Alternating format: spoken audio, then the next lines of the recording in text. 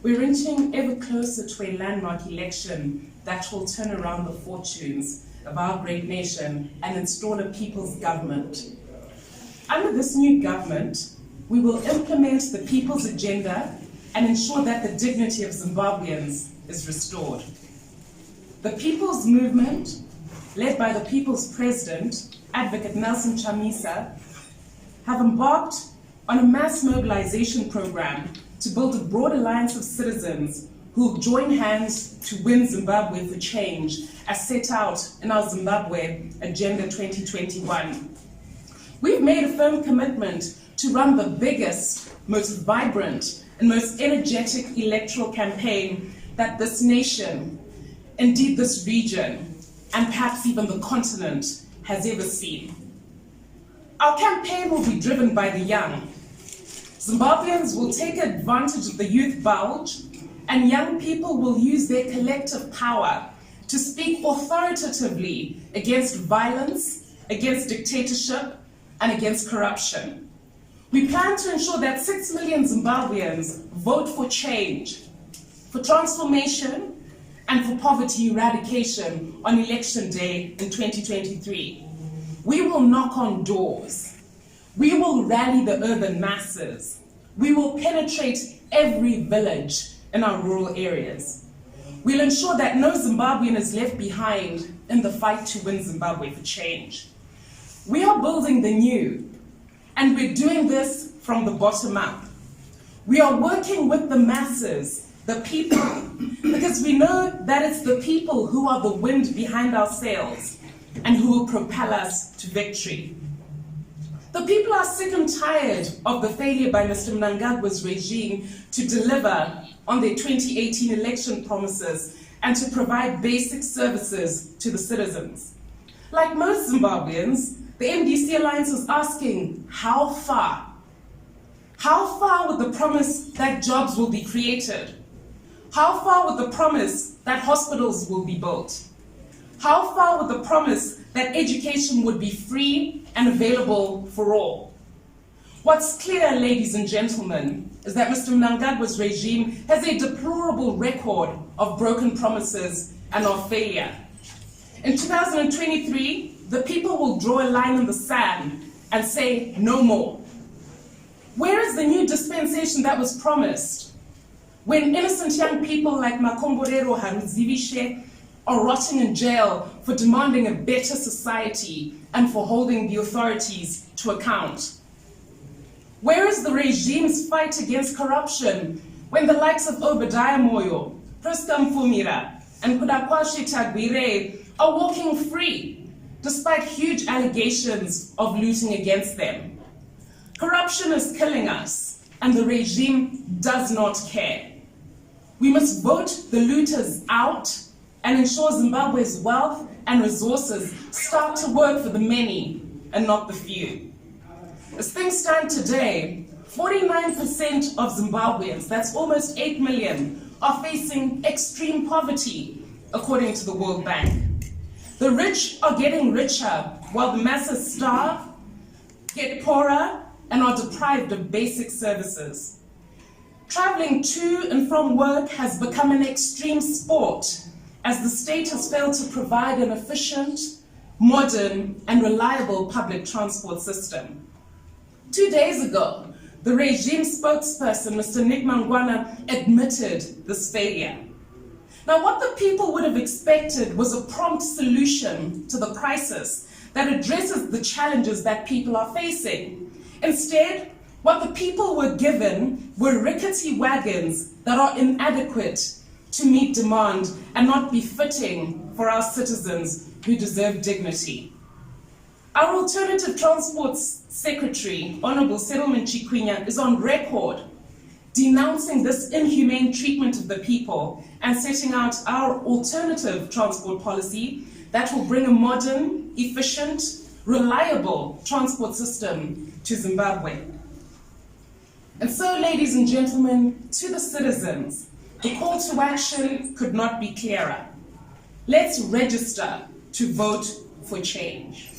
I now defer proceedings to our Portfolio Secretary for Elections, Councillor Ian Makoni, Makone, who will deliver our election watch address. Thank you. Just a quick apology. My colleague, Ellen Shirienenga, who was going to field before me to deal with issues of our electoral reforms in general, has had a tire puncture. So she is feverishly trying to get here. If she does before we complete, I hope with your indulgence, we can give her an opportunity to go over that part of the briefing. Of course, the issues around electoral reforms we already shared with you a while ago, but it's important that we keep reinforcing the reform agenda so that they remain at the forefront of yourselves, particularly as the fourth state. So let me just focus on the assumption that you have got enough insight into our electoral reforms agenda. But when we come to taking questions, we are happily prepared to go over the same ground if Ellen has not joined us by then.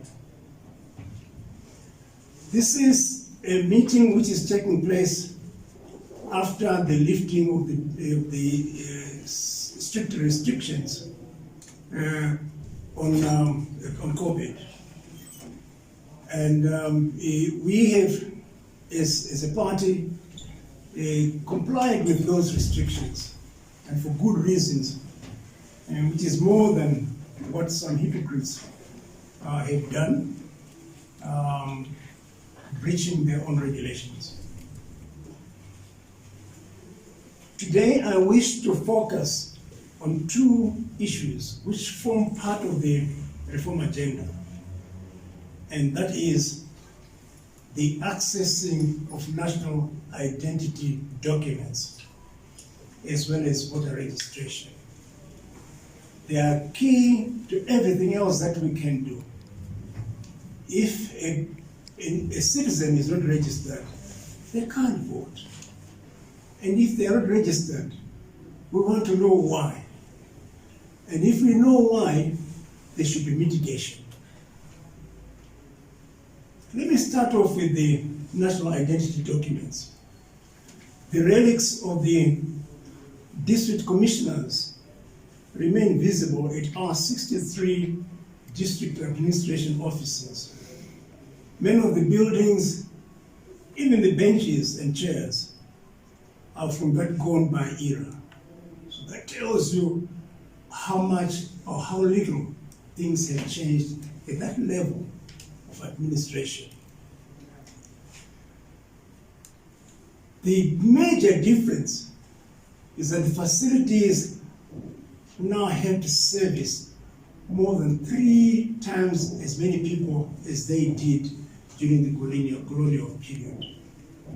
So you can then imagine what pressures that gives on individuals that battle to access identity documents. Without identity documents, they are not citizens, and they cannot access all the facilities that you and I take for granted. So where do the security guards and some of the clerks that process these identity documents get the courage to extort our pensioners to come through? They get the courage to extort money from a very impoverished public. You might ask. The authority must reside somewhere. The malpractice would not be so commonplace, and yet the Registrar General does nothing about it. You and I know it, but we all allow it to continue. So we could ask ourselves the questions: why does the Registrar General allow it to continue? Why do we allow it to continue? Because if we don't take a position on such malpractice, then we really are shooting ourselves in the foot. So what is the solution? Documentation of citizens should be decentralized. And decentralized ward level. That will make it easier for Zimbabweans to access this constitutionally enshrined facility. It is there in the Constitution. It is not a favor from the Registrar General, and yet, particularly young people, they are made to suffer.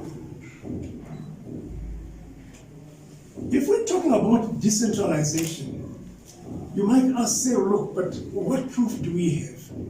In our assessment, something in the region of 30% of the national population today has no ID.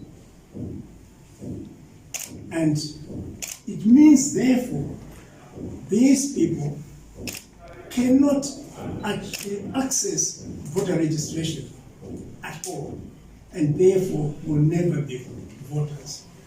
They are not citizens. In fact, they don't exist in this country. Assuming the Registrar General was to institute the solution that we proposed, namely that the service is decentralized to the administrative wards, then at the stroke of a pen, you got an additional 1,958 registry or centers where people can access IDs. But more than that, we propose that the Registrar General must be held to account, which means that periodically, and we're only asking for a monthly update of just how many people have accessed ID documents. After all, the Ministry of Health, because we're faced with this COVID pandemic, has kept the population well informed in terms of how many cases, whatever one might think about their penetration, but we get to know how many cases have been detected. We get to know how many people have died attributed to COVID. And we get to know how many people have been vaccinated, etc., etc. And this is information that is coming out daily. So the Registrar General cannot tell us that they cannot give us a statistic at the end of each month. I haven't even asked for it at the end of each week, but we could. At the end of each month, how many people have been issued with ID documents, which are a constitutional entitlement. The next issue, and I'm going to speak very briefly today, has to deal with voter registration. It is a core competence in the election cycle that needs to be addressed. We estimate that out of a possible population of 13 million Zimbabweans, a good 27% of them are not registered. And these are mainly young people. Of that 27%, our calculation is that persons that were between the ages of 13 and 17 in 2018 will amount to 2 million people. Now, 2 million persons against the minuscule number of persons registered today is a shame. So by 2023, at the current pace, no more than 100,000 or these young people will have been registered. And what a sham election we could have. And we're making the point that the legitimacy of our election depends on the ability of SEC to ensure that the constitutional provision on the registration of Zimbabweans as voters is complied with.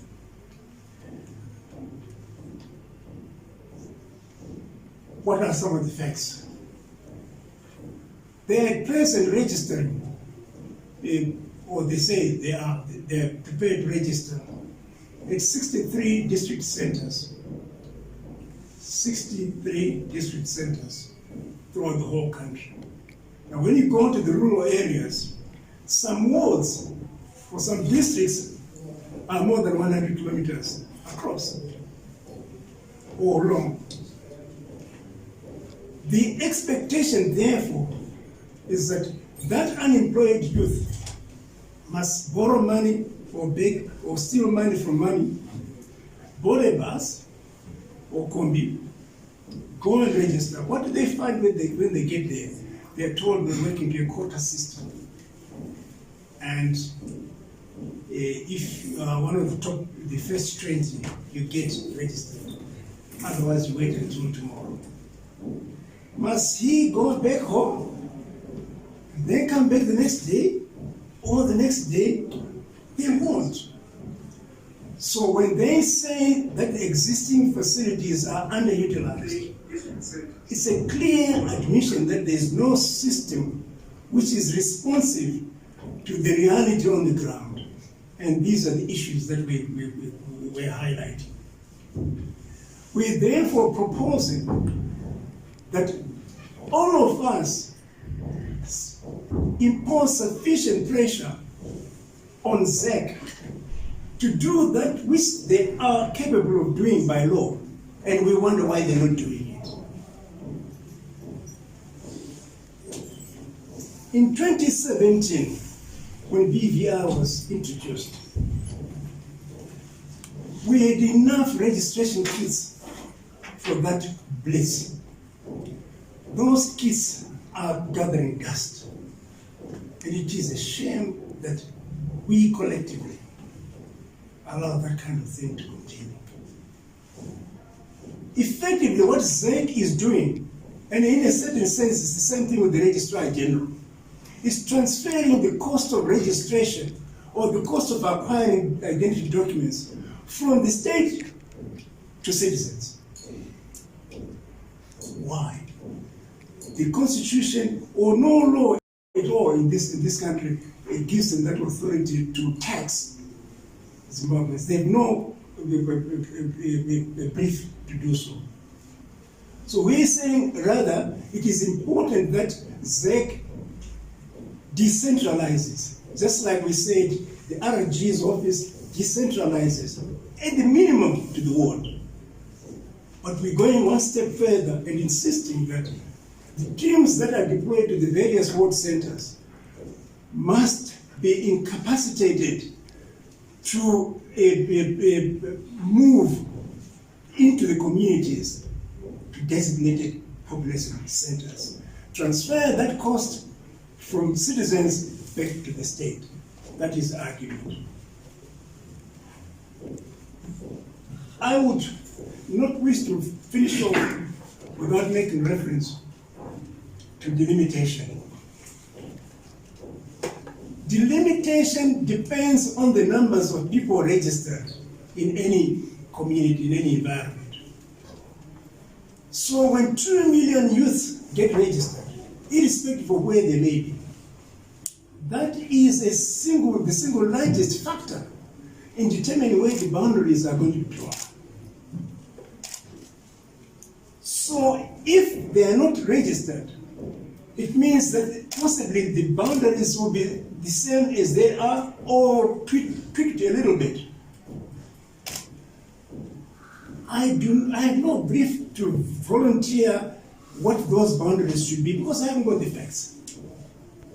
But I dare say that when these 2 million people, the young plus the the leftover citizens who were not registered as of July 2018. When that total number is registered, surely the complexion and the map, electoral map of this country will change significantly, and it will surprise not just me, but all of us. That is the nature of struggle that we're in. Because if change is going to come through the ballot box, then we better make sure that the facilities are in place to ensure that the citizens can talk. If we don't get them to get IDs, and if we don't get them to get registered, then the whole thing is a joke. Those that want legitimacy, they better listen and listen good. Because legitimacy is conferred. It's conferred by the voters. We have 20, as I said, 30% of the population without IDs. They're at the margin of society. We have 27%, 27% of youths that are not registered. They are also at the margin of society. And I dare say, delimitation without this issue being addressed, or any election without these issues being addressed, is a sham, and it will remain illegitimate. I promise not to speak too long. I kept it as short as possible as I could, confining it to these two important competencies.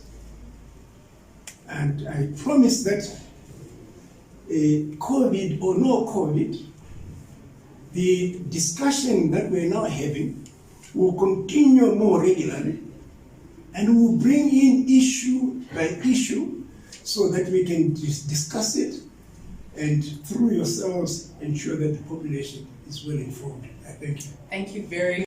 Questions arising from what Councillor Makone has raised, and as far as our election watch and the update of just how ready the state is to run the election, which is looming. So please, if you could kindly raise your hand, and having raised your hand, just identify yourself and your news house, and then we'll take your question. Thank you. Please confine yourselves to one question per journalist, at least for the first round. Thank you.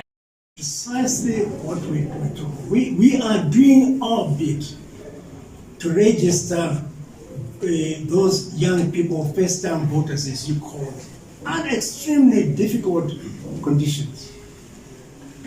And I repeat what I said. It's not going to happen if we do not transfer the cost of registration from citizens to the state. Okay. I think you've heard that the tempo is rising, and we're urging the citizens, wherever possible, within these difficult constraints, to nevertheless get registered. So you're not just going to sit back. But we're saying the people that must be held to account are those two institutions, Registrar General and SEC.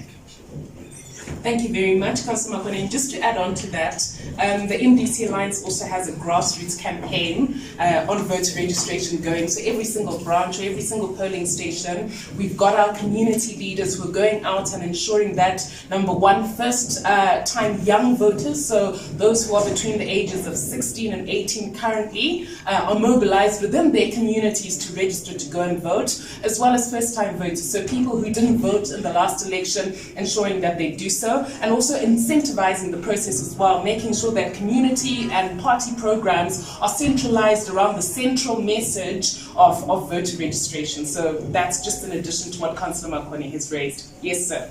Thank you so much. My name is Osaya Mviringi, Tategum TV. My question comes in, maybe could I say 3 parts? But we're going to just give you one so that we give everyone else a chance. Well, I know he's going to summarize it in his response. Sure. Yes. The first one is your insistence on young voters, it shows that you are very confident that all first-time voters and young voters will vote for the MDC. I don't know how you get convinced to that.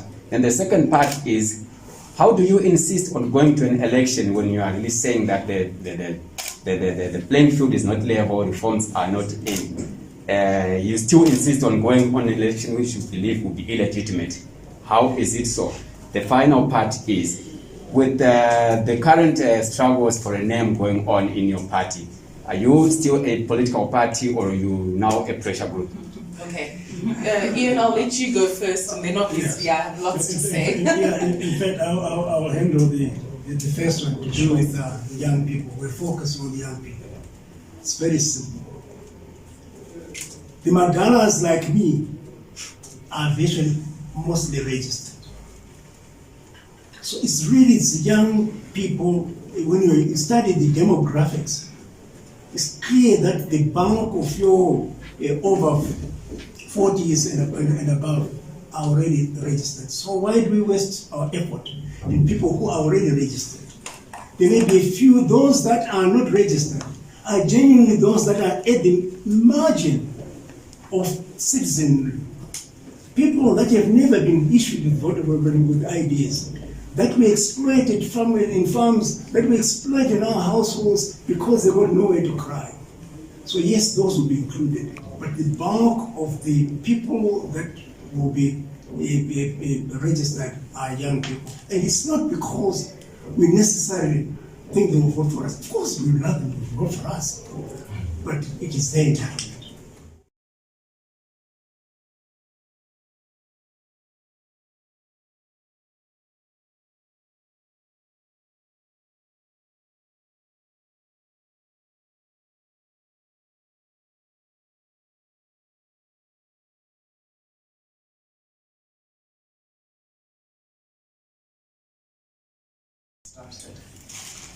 Members of the press, ladies and gentlemen.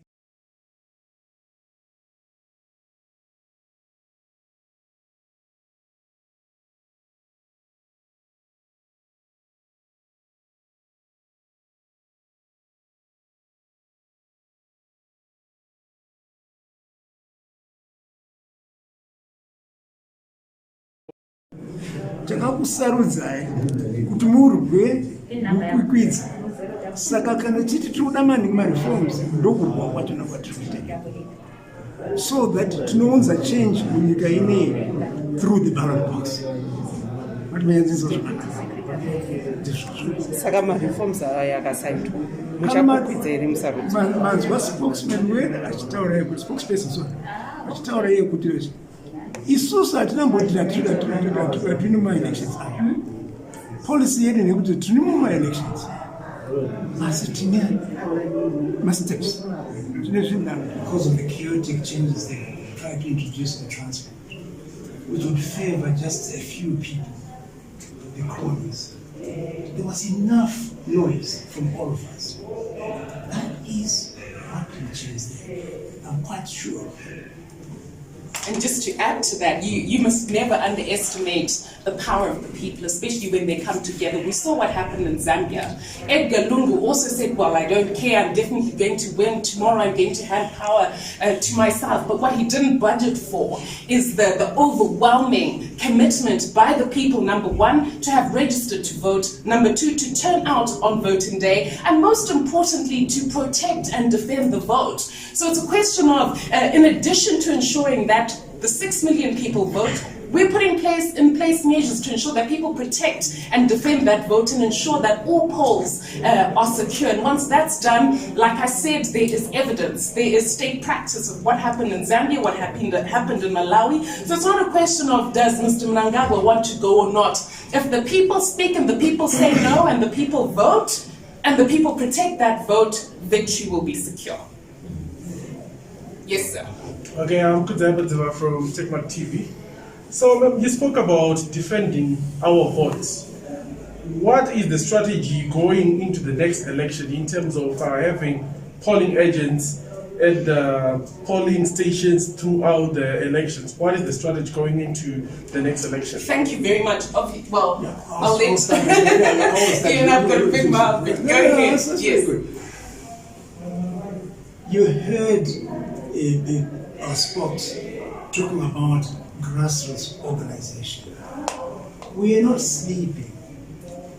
We will field agents at every single polling station in the length and breadth of this country. There will be no loophole like they had in 2018, I assure you.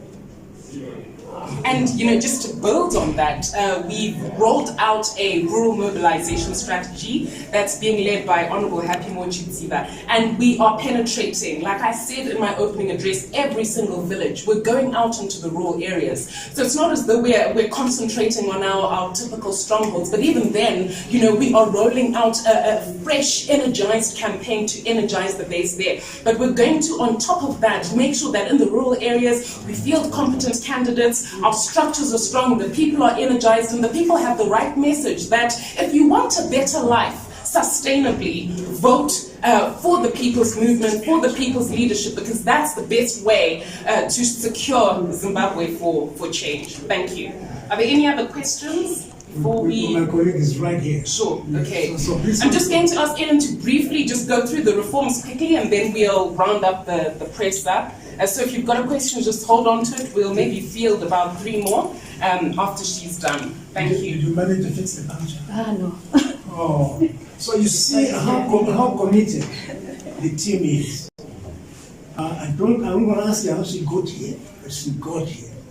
So thank you very much for coming. What we've done is she spoke in general terms to the political strategy, and I discussed, which was supposed to come after yours, the issues around IDs and voter registration. But I think they should all be in the context of the reforms agenda, which is very widely started. So you press you into it. Yeah.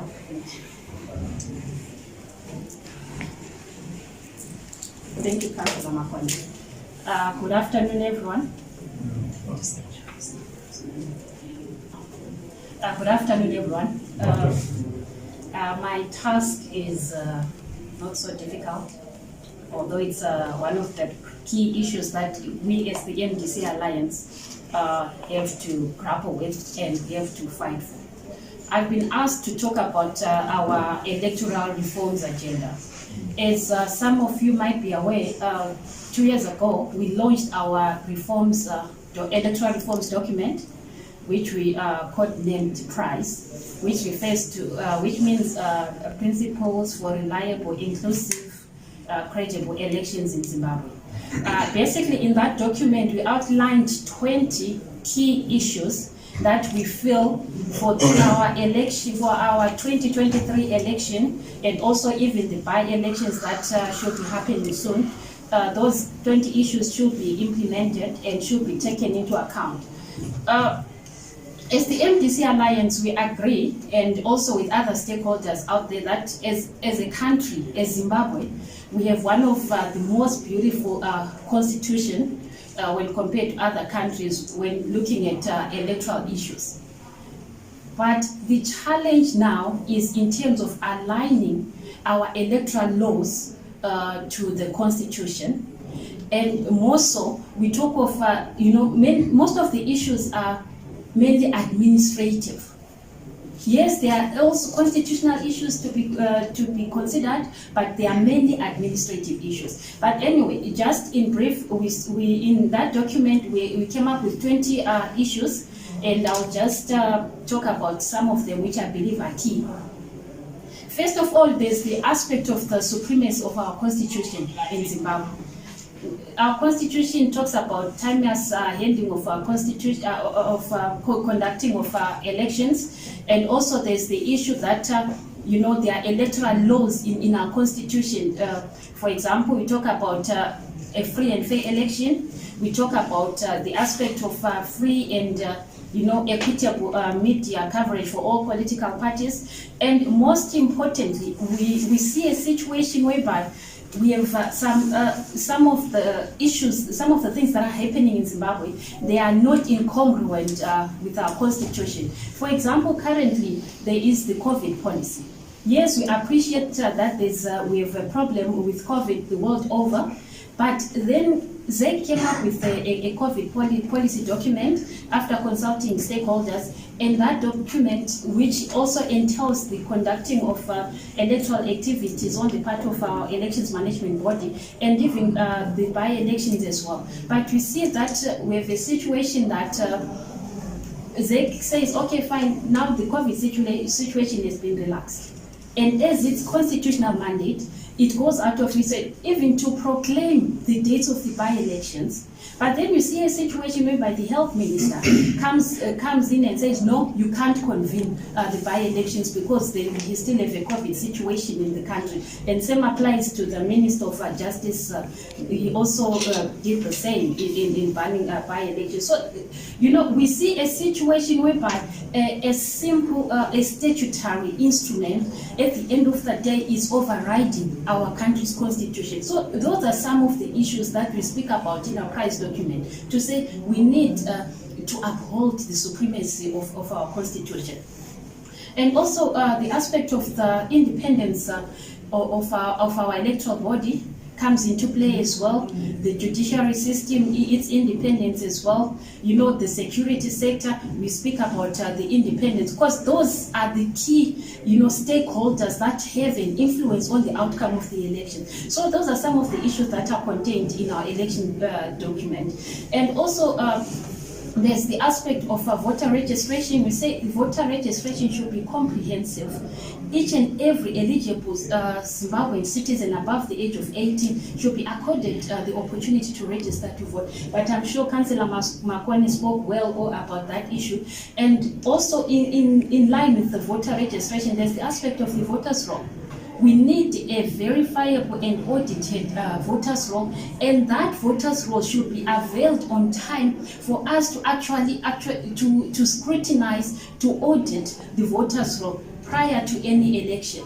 We have seen, for example, in the 2013 elections, in the 2008 elections, we were not given enough time to actually analyze the voters' roll. We saw a situation, for example, in Harare North, where you have quite about 30 people registered in having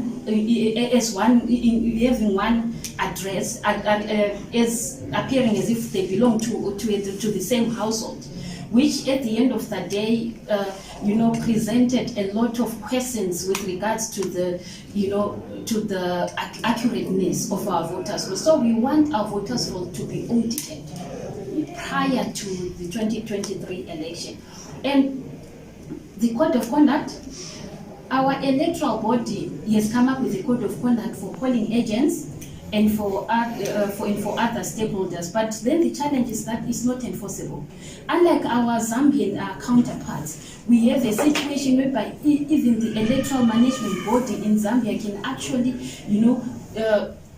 execute punitive measures on political parties that breach the code of conduct. But in Zimbabwe, the challenge is that they will tell you, no, we don't have enforcement powers. And for example, if you look at the media houses as well, we complain of unequitable media coverage. But that is also, not only is that in the Constitution, but in the Electoral Act as well, which ZEC is supposed to ensure that, there's equitable coverage for everyone, but that is not happening. So ZEC will tell you, no, the media is beyond our mandate. So this is one area we say, no, but as much as it's beyond your mandate, but you are responsible for all electoral processes that take place. So ZEC, what you need to do is liaise, for example, with the Media Commission, with the Voluntary Media Council, right? And sit down and come up with a way of regulating media houses in terms of coverage. And lastly, there's the aspect of results management system. As Zimbabwe, like I said, we have laws that are favorable. Our Electoral Act is, to some extent, it's clear on how results should be transmitted. But administratively, it's a different situation. For example, we talk about the fact that after the polling has been closed and counting done, results should be posted by the door of any polling station. But that was done mostly for council election results, for constituency MPs as well, but for the presidential, that was not done in most polling stations. And then now you get a situation whereby one ZEC commissioner would say, no, as ZEC we cannot declare, presidential results at ward or constituency level, but people would have voted in their respective wards and in their respective constituencies. Surely posting results by the door is not, it's not announcing, it's not declaration. Yes, they can announce the results, but declaration is another story. So, and also at the same time, we realize that in 2018, there is a situation whereby after the counting, after the collection of the results at constituency level, straight they went to the National Command Center, which in a way subverted the prescribed transmission of election results. So these are some of the administrative measures which we are saying as the MDC Alliance in our price document, we want to see those issues addressed. And prior to the 2023 election, like you indicated earlier, time is not our side. But as the MDC, we are pushing for that. We are not doing it alone. We are involving other stakeholders, particularly in the civic society, to help us ensure that those reforms are taken into account. And most importantly, the citizens. The citizens are not stupid. The citizens know what is right, and they will definitely fight for the reforms. Thank you. Thank you very much. Thank you so much, Ms. Riebenga. So now if there are any remaining questions, I'm going to just take 3 more, then we're going to conclude. Yes, ma'am. Ian? What traction do you expect to get? Sorry, ma'am, could you kindly speak up so we can hear you? Councillor Makon, yes. What traction do you expect to gain in terms of electoral reforms that you have failed to gain in the last 3 years, and you are hoping to gain in the only remaining year, maybe, and a few months? And how are you going to do that? Because you've been having these press conferences about election reforms, and until now nothing has happened. Thank you, sir. You almost remind me of a certain gentleman that talks about Kuhukur. That speaks about what? Kuhukur, certain gentleman. We are going to Hukur until he hears us. That is the issue. In 2008, you will recall that there was a consensus around the Save Zimbabwe campaign. We did not get everything we wanted, but we had sufficient space created to enable a semblance of, don't say free, don't say fair, but a semblance of an election. You had our party spokes say, we will participate in the election, but the road to that election is not going to be smooth sailing, it's going to be bumpy. And the bumps are these demands for reforms. We are prepared, and we're going to prepare to participate in the election. But we are going to insist on 2 million youngsters being registered, on 30% of the population being made genuine and legitimate citizens. It is their right. And our job as politicians and as stakeholders is to fight for the voiceless. And these are the voiceless that must be ready to talk.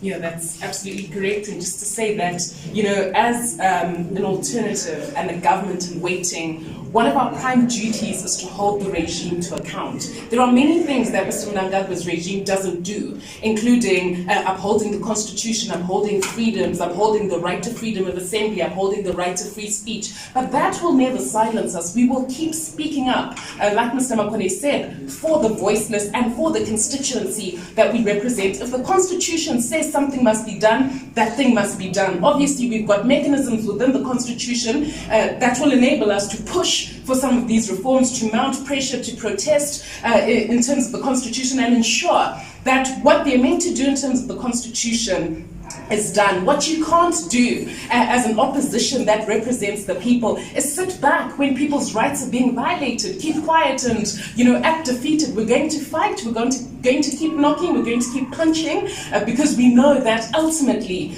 we will win Zimbabwe for change. Is there any burning question remaining? I'm just mindful of COVID. Yes, sir? I'm going to say the last one, just so that we can maintain some sort of social distancing. Taura is our official language. Well, and 16 others, Anyway, proceed. Mune chirongwa chipo chekuti vari mumajeri nevanhu vanoraramawo neurema vakwanise kuvhotawo kana takatarisa nesarudzo dza2018 nemaby-elections achatei. That's the right person. Okay, so I'll give it to Ellen and then I'll just add it in. Go ahead. So the prison vote, the disability vote, and then the diaspora vote. I think we should just cover those. Okay. Yes. It's okay. No problem. Part of our price document, we speak about the right to vote. That's the bottom line. Whether you are in America, South Africa, wherever, as long as you are a Zimbabwean citizen, you have the right to vote. That's the basic principle. And that's what we are going with as the MDC Alliance. You look at other countries like Mozambique, for instance, they get their people registered. They come to Bulawayo getting their people registered to vote. So as Zimbabwe, what's stopping us? Those are some of the reform issues that we are pushing. Mkataza, even Zambia, just recently, almost 15,000 prisoners, they voted in this election after a court judgment. This is the kind of the push factor that we as the MDC Alliance, we are taking into account. And also looking at even the disabled as well. Those are people on voting day, they can't access the voting station.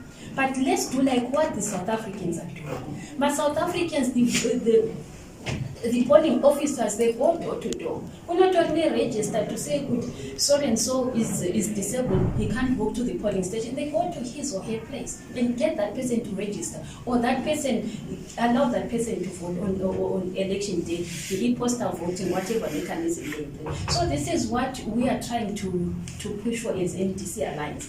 And most importantly, what we are pushing for, we are working with our Disability Council in our party to actually assist those that cannot see, that are blind, to say, okay, on election day, they need braille ballot papers.